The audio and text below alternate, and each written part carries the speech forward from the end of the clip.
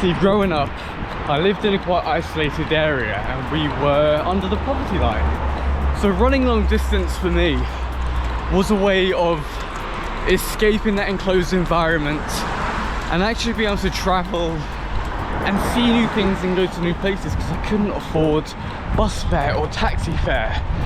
It was my escape.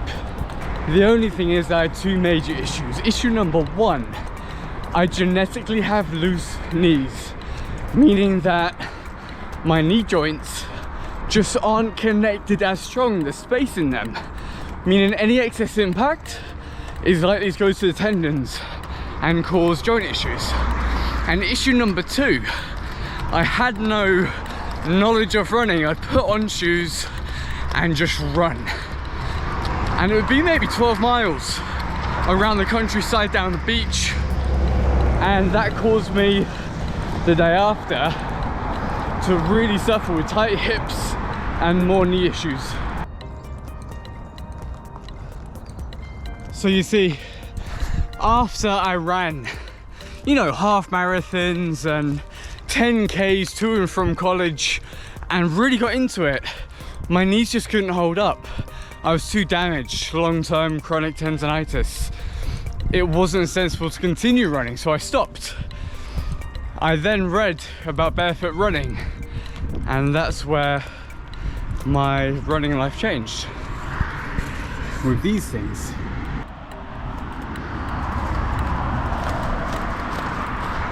It was the book Born to Run, of course, by Chris McDougall, I believe his name is. Classic book, amazing for so many people. And it just blew my mind, completely blew my mind. You see, the shoes I'm wearing now, they're the Whitting shoes from Amazon, and they're not bad, they're a cheap option for barefoot shoes. But there's no cushion as there are on these running shoes here. You can see the amount of cushioning and the amount of sole. This is just straight rubber. I took the inner sole out and I can literally feel everything I step on. I was once walking around a dock. There were seeds on the floor. I walked over, didn't even see them, and I thought, wow, I'm walking on seeds. Lo and behold, seeds on the floor.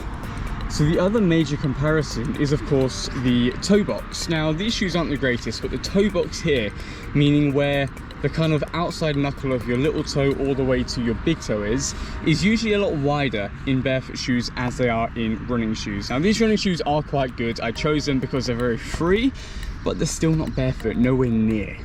The next point is, of course, the flexibility. If I move in these shoes, you can see all the movements I can do with my foot are very natural because the shoe is so close to my foot.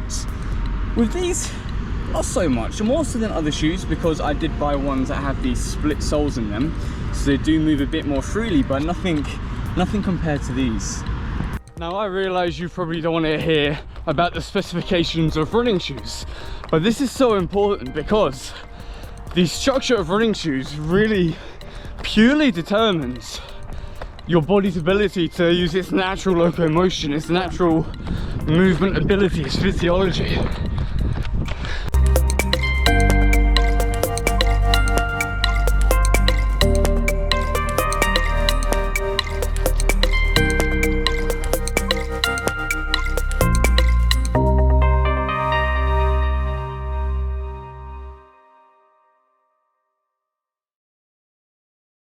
The ability to forefoot strike or midfoot strike allows the calves and Achilles to engage, which stops all of the shock going straight to the knees and straight to the quads. And one more thing, because you can run in normal running shoes forefoot striking or midfoot striking, when running on uneven terrain, it's massively important for the thing called proprioception, which is your foot's ability to feel the ground around you and adjust where it places pressure.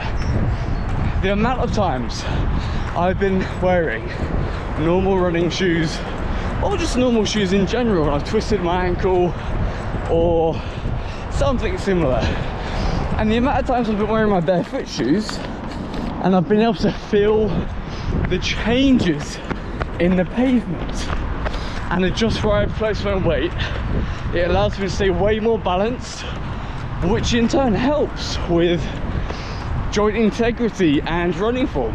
Now, my own personal experience, going from running mega long distances in running shoes and having to stop, running barefoot allowed me to actually run my first kilometer in 3+ years pain-free. From then I've just been building it up, and you do need to build it slow, otherwise you will get pain. But it's allowed me to run further, and I do fully plan to run an ultra marathon, which is 50 kilometers in the summer, barefoot shoes.